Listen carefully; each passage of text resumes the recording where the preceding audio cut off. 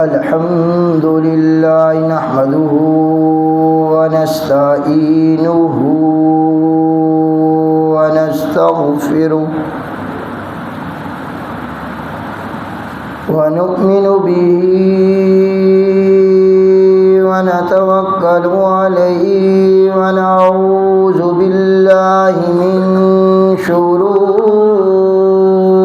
أنفسنا ومن سيئات أعمالنا من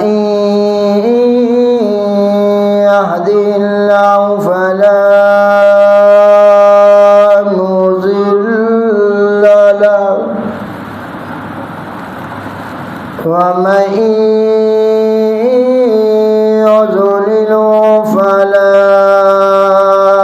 هادي له ونشهد أن لا إله إلا الله وحده لا شريك له ونشهد أن سيدنا ومولانا محمد وبارك وسلم ثم صل عليه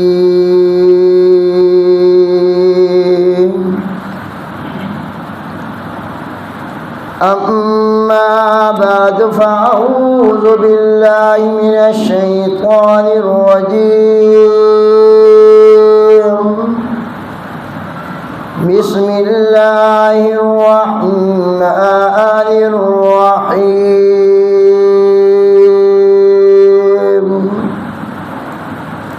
واذكر في الكتاب إبراهيم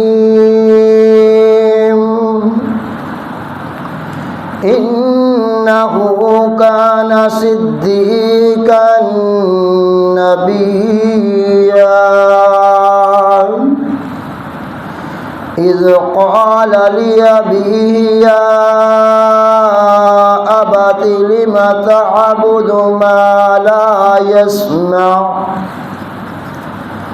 لم تعبد ما لا يسمع ولا يبصر ولا يغني عنك شيئا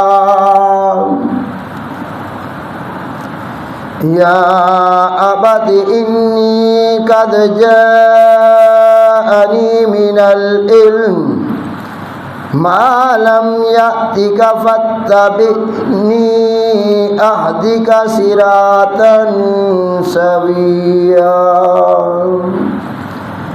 يا أبت لا تعبد الشيطان إن الشيطان كان للرحمن عصيا سبحان ربك رب العزة عما يصفون وسلام على المرسلين والحمد لله رب العالمين اللهم صل على محمد وعلى آل محمد كما صليت على إبراهيم وعلى آل إبراهيم إنك حميد مجيد اللهم بارك على محمد وعلى آل محمد كما باركت على إبراهيم وعلى آل إبراهيم إنك حميد مجيد۔ انتہائی واجب الاحترام معزز مکرم اور میرے ذی شعور سامعین گرامی قدر،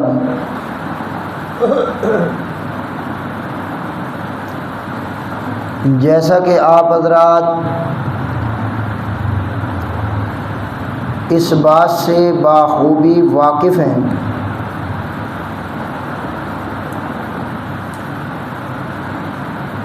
کہ گزشتہ جمعۃ المبارک کے خطبے میں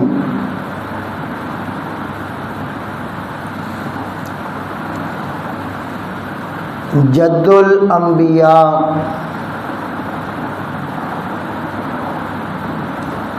حضرت ابراہیم خلیل اللہ علیہ الصلاۃ والسلام کی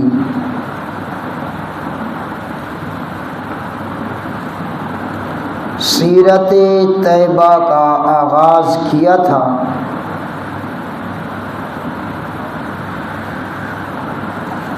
جس کا عنوان یہ تھا کہ اللہ رب العزت نے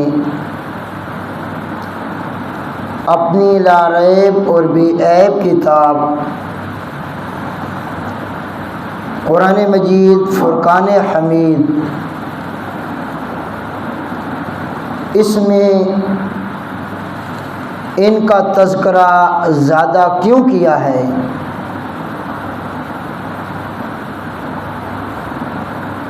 تو میں نے وجوہات بیان کی تھی 3۔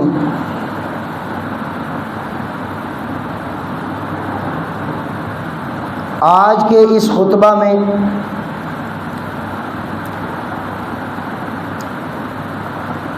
حضرت ابراہیم علیہ الصلاۃ والسلام اپنے ملک کے جس قصبہ میں، جس علاقہ میں پیدا ہوئے، تو اس وقت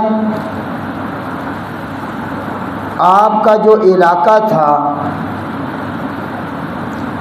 آپ کا جو گھر تھا، آپ کی جو بستی تھی، جو علاقہ تھا، جو ملک تھا،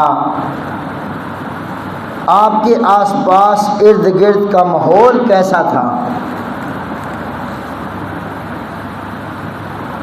گھر کا ماحول کیسا تھا؟ بستی کا ماحول کیسا تھا؟ پورے ملک کا ماحول کیسا تھا؟ ان کے عقائد کیسے تھے؟ اور وہ کس کی عبادت کر رہے تھے؟ تو یہ بات یاد رکھنا، دنیا میں جب بھی انسانوں کو شیطان گمراہی کی طرف لے کے چلا جاتا ہے، سیدھے راستے سے بھٹکا دیتا ہے، کفر اور شرک کی دلدل میں پھنسا دیتا ہے، رب العالمین سے کنیکشن کاٹ دیتا ہے، رب کی رحمت سے جب ان کو دور کر دیتا ہے، معاشرہ اور معاشرے کے رہنے والے لوگ ہر قسم کی برائی میں مبتلا ہو جاتے ہیں، ان کے اعمال خراب ہو جائیں، ان کے عقیدے خراب ہو جائیں، ان کے معاملات، ان کی معیشت جب اور رسم و رواج اپنی طرف سے داخل ہو جائیں، شیطان کے پروپیگنڈے کے اندر وہ آ جائیں، شیطان ان کو گمراہ کر چکا ہو، تو پھر اللہ پاک انسانوں کی ہدایت کے لیے اسباب پیدا کرتے ہیں، انسانوں کو گمراہی سے نکالنے کے لیے اور گمراہی سے نکال کے ہدایت کی طرف لانے کے لیے،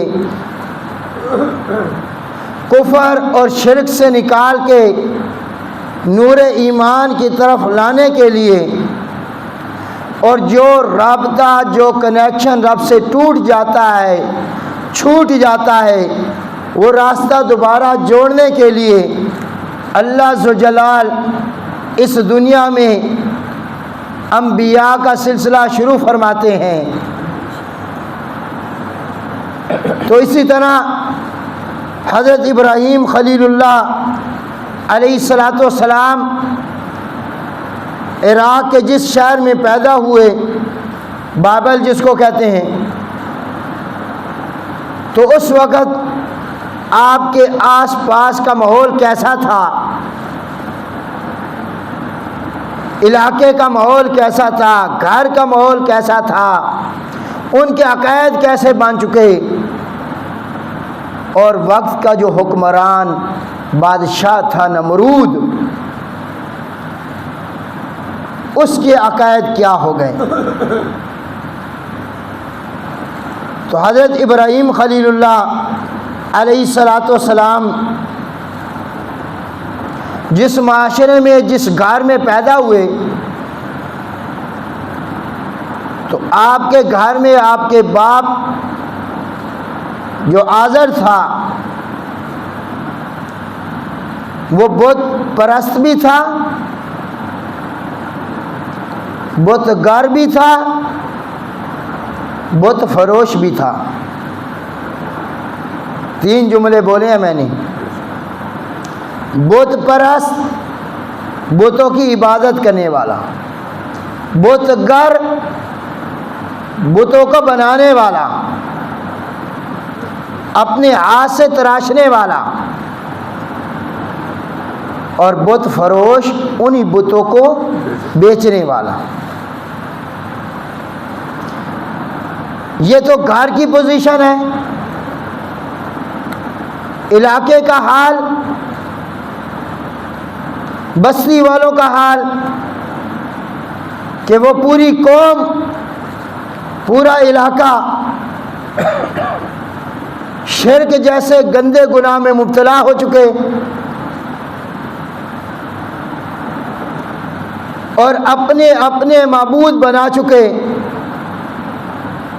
رب العالمین کو چھوڑ کے، ایک الہ کو چھوڑ کے کئی معبود بنا چکے۔ اس کے علاوہ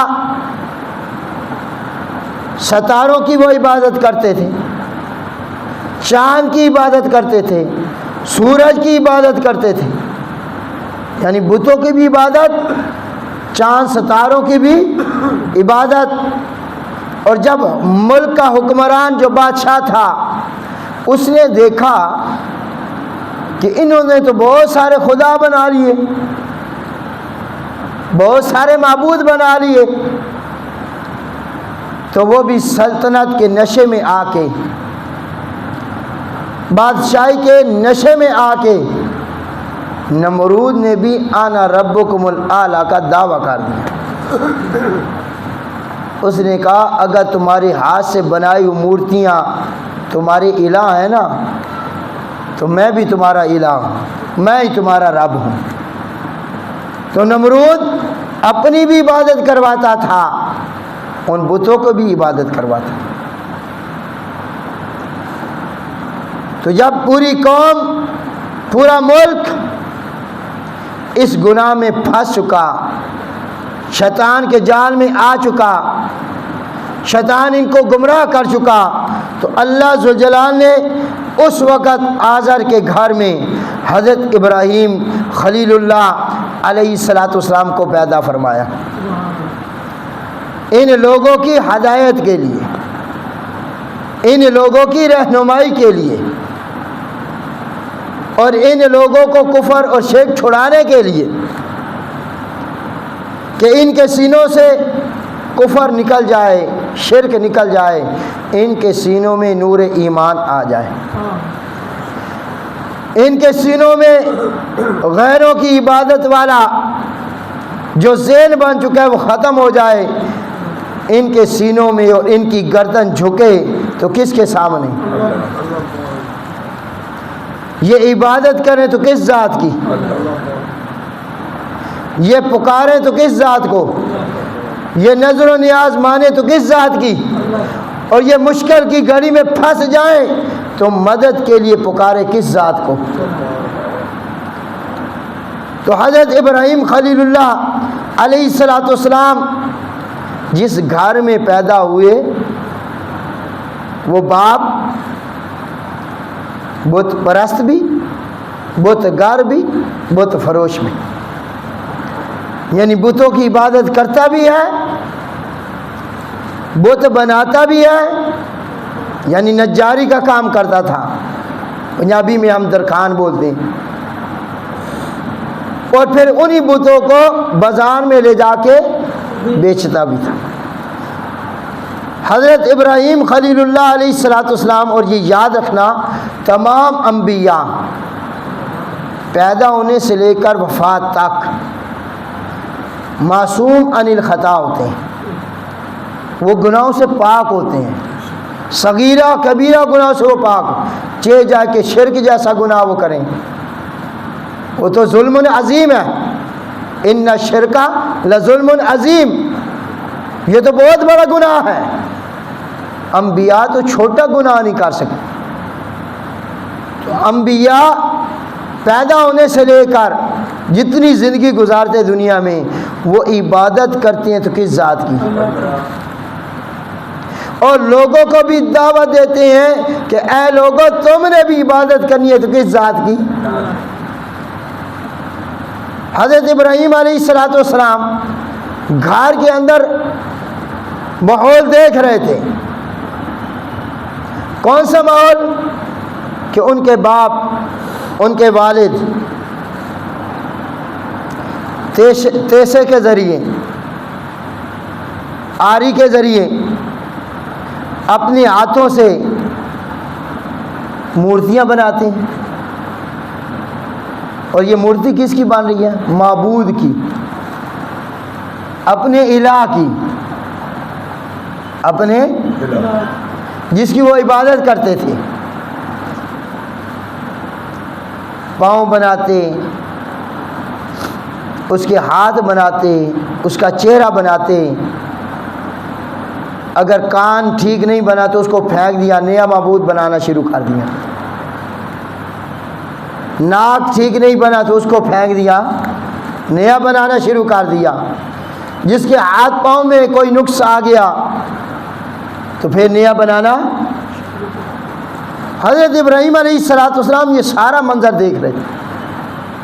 پھر وہ معبود جب وہ جو بناتے تھے ان کے والد جو ٹھیک بن جاتے، اب حضرت ابراہیم علیہ السلام کو باقی بیٹوں کہتے جاؤ اس کو بازار میں لے جاؤ، بیچ کے آؤ۔ کیا کر کے آؤ جی؟ بیچ کے آؤ، فروخت کر کے آؤ۔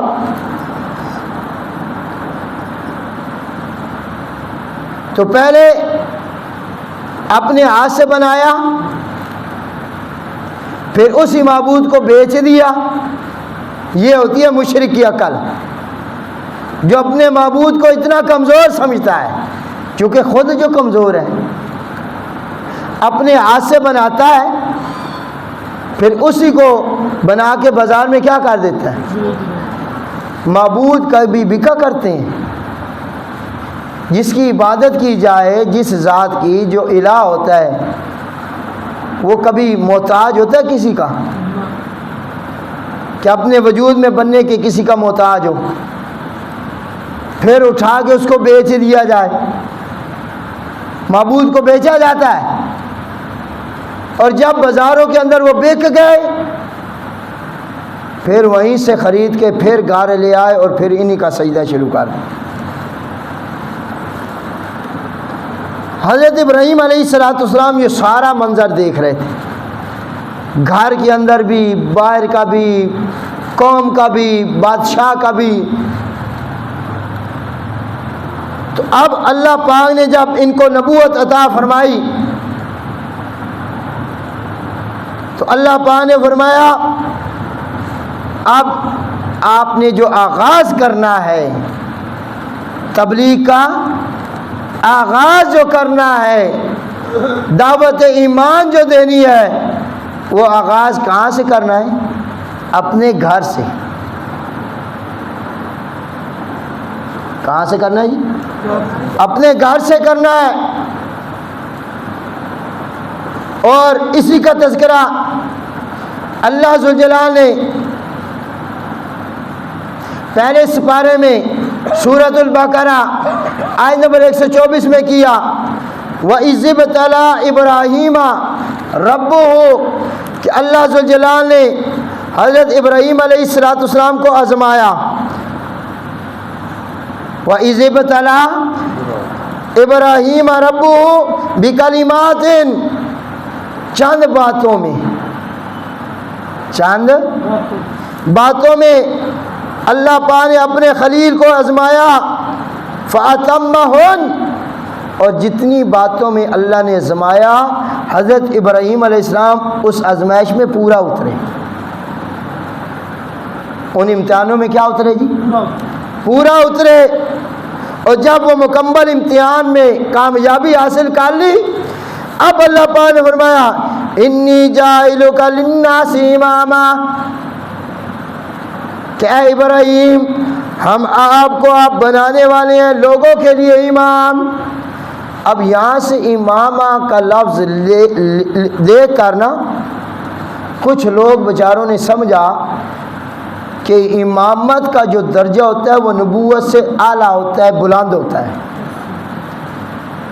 دلیل انہوں نے یہی آیت پہ دی ہے کہ حضرت ابراہیم السلام نبی بن گئے تھے، اب اللہ پاک کہہ رہے ہیں کہ ہم آپ کو کیا بنانے لگے ہیں؟ امام بنانے لگے۔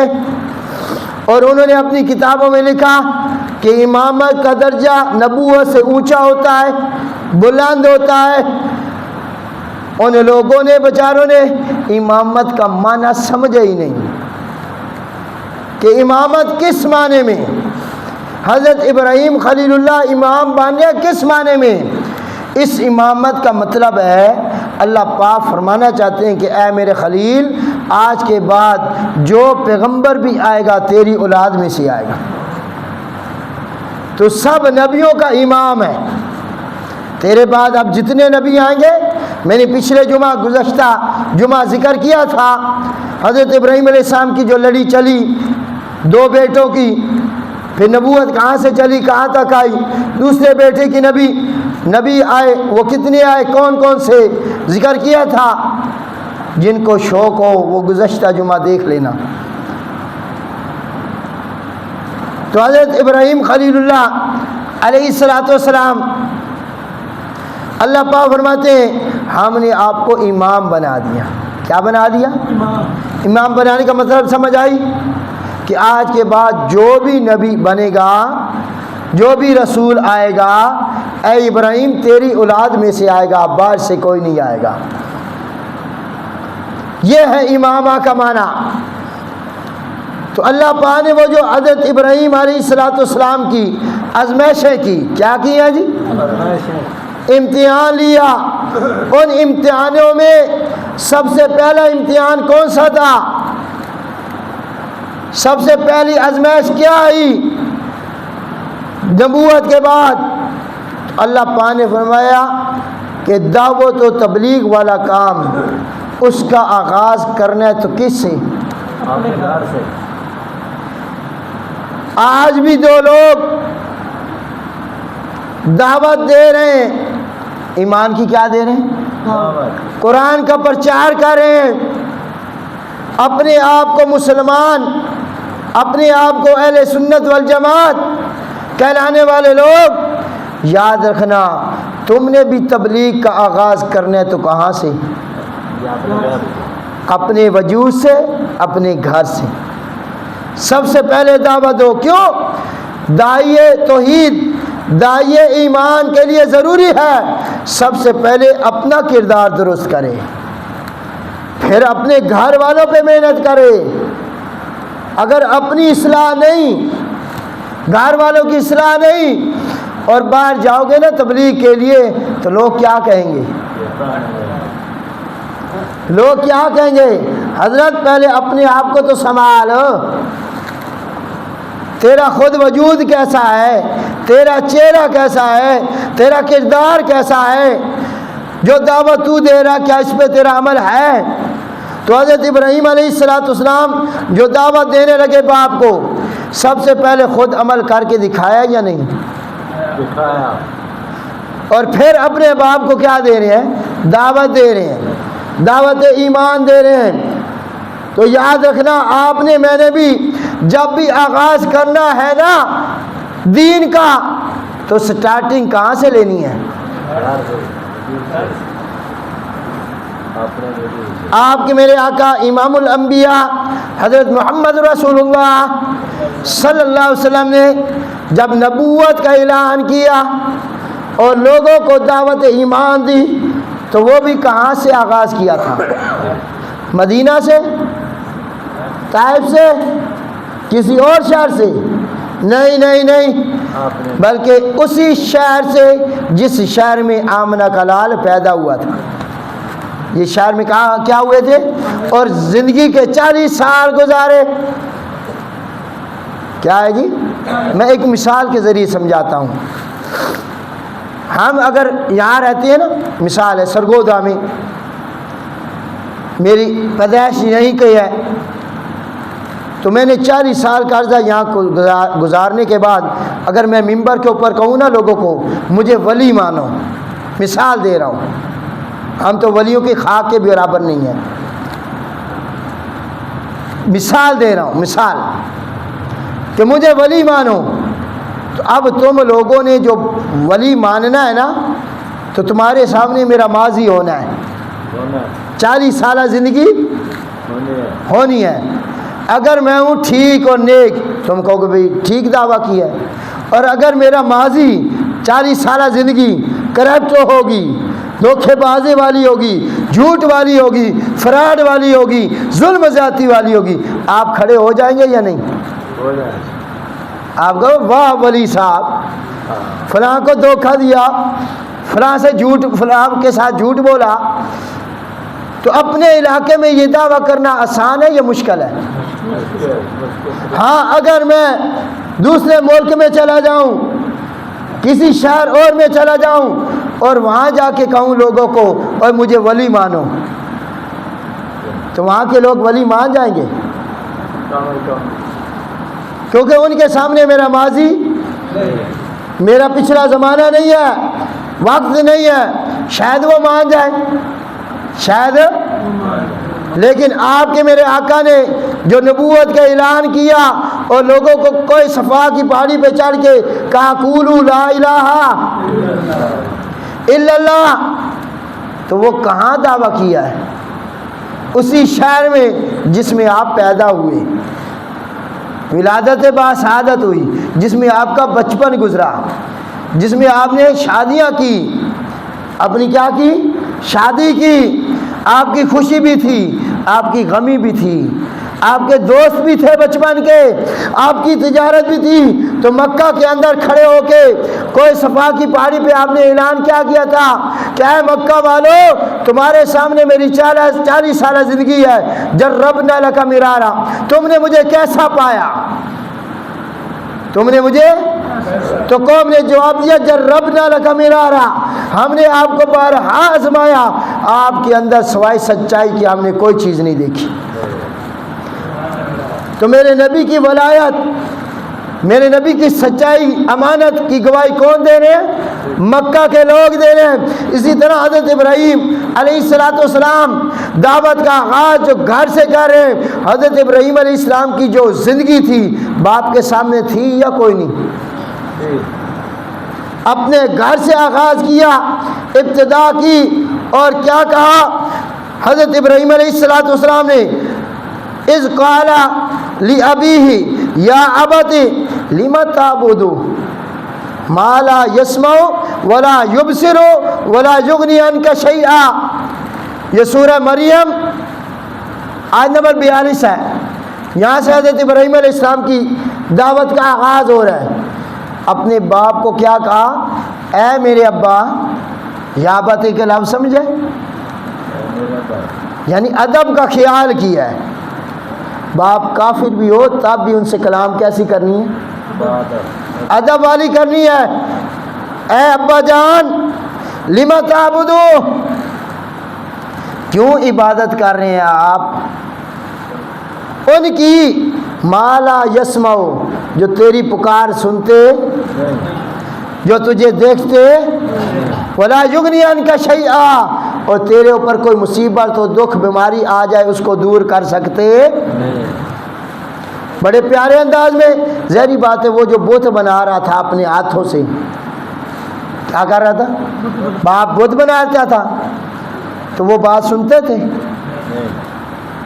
دیکھتے تھے. ان کے گھروں میں کوئی آفت مصیبت بیماری آئی وہ دور کر دیتے تھے؟ وہ تو خود محتاج تھے. وہ تو جدھر پڑے ہیں پڑے، آپ نے اٹھا کے رکھنا ہے تو جانا ہے، نہیں تو وہ تو چل نہ وہ چل سکتے ہیں، نہ وہ بول سکتے ہیں، نہ وہ سن سکتے ہیں، نہ وہ دیکھ سکتے ہیں، نہ تیرے نفع نقصان کے مالک ہیں. حضرت ابراہیم علیہ السلام نے بڑے خوبصورت انداز میں اپنے باپ کو کیا دی؟ دعوت دی. کیا دی ہے؟ کہ ان کی عبادت نہ کر، عبادت کے لائق تو صرف کون ہے؟ شابہ، یہ نام ذرا اونچا لینا آپ نے. تمام نبیوں نے اپنے گھر کو، اپنے معاشرے کو، اپنے علاقے کو، اپنے ملک کو جو پیغام سنایا وہ کیا تھا؟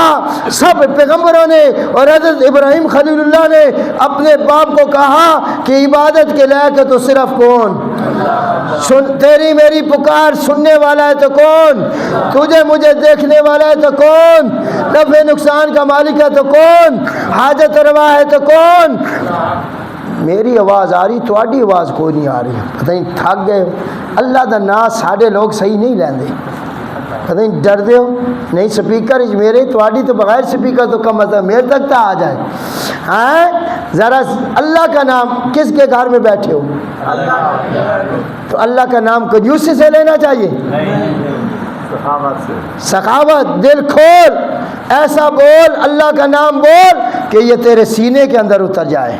تیرا سینہ اور دل بھی گواہی دے کہ عبادت کے لائق کون ہے، مشکل کشا کون ہے، حاجت روا کون ہے، بیٹے اور بیٹیاں دینے والا کون ہے، ہاں نفع نقصان کا مالک کون ہے. حضرت ابراہیم علیہ السلام اپنے باپ کو یہی دعوت دی کہ جن کو تو پکار ہے نہ تیرے نفع کے مالک نہ نقصان کے مالک، نہ بیٹے دے سکتے ہیں نہ بیٹیاں دے سکتے ہیں، یہ تو خود محتاج ہے، یہ تو خود محتاج ہے. اور آگے فتویٰ بھی لگا دیا. کیا لگا دیا؟ حضرت ابراہیم علیہ السلام کہتے ہیں یا ابت لا تعبد الشیطان، شیطان کی عبادت نہ کر. کیوں؟ ان الشیطان کان للرحمن عصیا، شیطان رحمان کا نافرمان ہے. تو اس دنیا میں یا عبادت ہوتی ہے اللہ کی تو یا ہوتی ہے شیطان کی. آپ کہیں گے یہ کیسے ہو گیا جی؟ لوگ تو نبیوں کی عبادت کرتے ہیں، لوگ تو نیک لوگوں کی عبادت کرتے ہیں، شیطان کی عبادت. یہ یاد رکھنا کل قیامت والے دن، کل وہ تمام نیک لوگ جن کی عبادت کی جا رہی ہے وہ اپنی عبادت کا انکار کر دیں گے. کیا کر دیں گے؟ ہاں فکفا باللہ شہیدا بیننا و بینکم ان کننا عن عبادتکم لغافلین. ہم تمہاری عبادت سے بے خبر تھے، نہ ہم نے تمہیں کہا کہ ہماری عبادت کرو، اور جو کچھ تم کرتے رہے ہم اس سے کیا تھے؟ غافلون کا معنی کر دو شاباش. ہمیں کوئی پتہ نہیں ہے کون آیا کون نہیں آیا.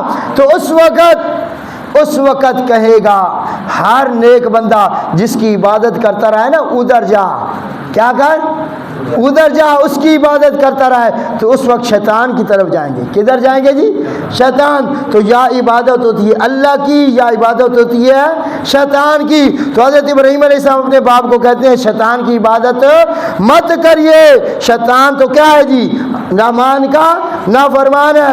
اے میرے ابا اگر تو نے یہ چھوڑا نا، اگر تو نے یہ کام چھوڑا نا، تو پھر میں ڈرتا ہوں کہیں رحمان کی طرف سے تیرے اوپر عذاب نہ آ جائے۔ کیا نہ آ جائے؟ جو شرک کرتے ہیں عذاب آتا ہے، جو کفر کرتے ہیں اس قوم پہ کیا آتا ہے؟ جو رب کی نافرمانیاں کرے اس قوم پہ کیا آتا ہے؟ سارے بول دو۔ پھر رحمت نہیں آتی، پھر کیا آتے ہیں؟ عذاب آتے ہیں۔ عذاب سے بچنا چاہتے ہو تو کس کی بات ماننی ہے؟ عبادت کرنی ہے تو کس کی کرنی ہے؟ اللہ رب العزت کی۔ تو اللہ پاک نے ان آیات میں حضرت ابراہیم علیہ السلام کی دعوت کا ذکر کیا کہ انہوں نے سب سے پہلے آغاز کیا تو اپنے گھر سے، اپنے باپ کو کہا کہ عبادت کے لائق کون ہے جی؟ اللہ رب العزت۔ آگے پھر باپ نے جو ایکشن لیا، باپ نے کیا جواب دیا؟ باپ جو تھا، والد جو تھا، بات مان گیا۔ انشاءاللہ اس کا تذکرہ آئندہ جمعہ میں کریں گے کہ حضرت ابراہیم السلام کی دعوت سننے کے بعد، دعوت سننے کے بعد، پیغام سننے کے بعد باپ نے کیا جواب دیا جی؟ باپ جو تھا وہ بات مان گیا، ابراہیم السلام کی بات مان گیا۔ انشاءاللہ اس کا تذکرہ آئندہ جمعہ کریں گے۔ اللہ ذوالجلال سے دعا ہے اللہ پاک عمل کی توفیق عطا فرمائے۔ وما علینا الا